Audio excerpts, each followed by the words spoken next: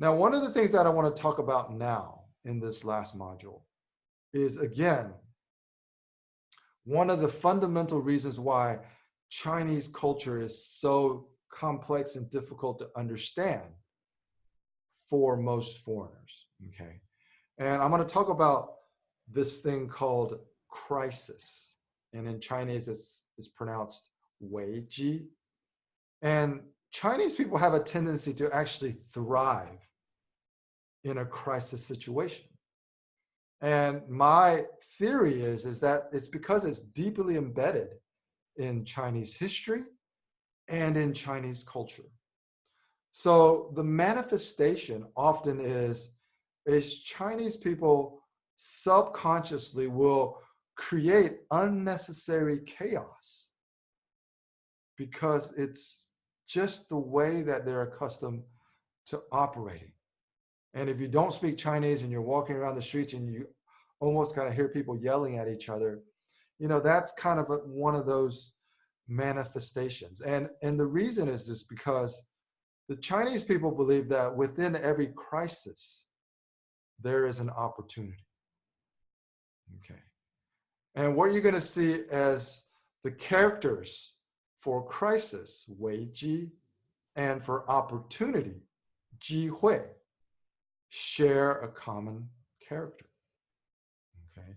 And so there's a saying that every crisis is an opportunity. Okay. So that is really kind of another fundamental way that you can really think about the Chinese mindset and how it works and how it might be different than the way that your logical mind works growing up in a more Western culture. Okay, but what we're going to do is we're going to take this concept of understanding how crisis becomes an opportunity. I'm going to ask you to try to translate this concept to reflect upon, in hindsight, your own personal development. What crises, what tragedies, what unfortunate events have you experienced in the past? And in hindsight, how did you deal with that? And our goal is to what? Our goal is to try to develop a new attitude where instead of always looking back in hindsight and how things progressed and how it actually was an opportunity and how you grew and how you learned, you're able to actually kind of start to do those things in foresight.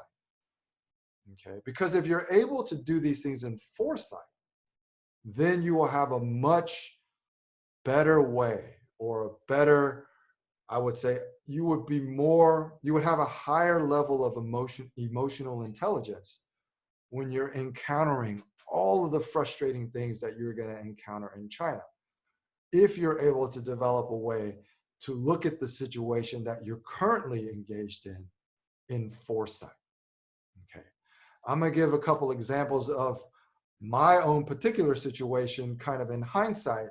And this is kind of, again, continual exercises for you to always kind of be thinking in a different way with the whole mindset adjustment. And that is the thing about the crossroads and the intersections of your own journey.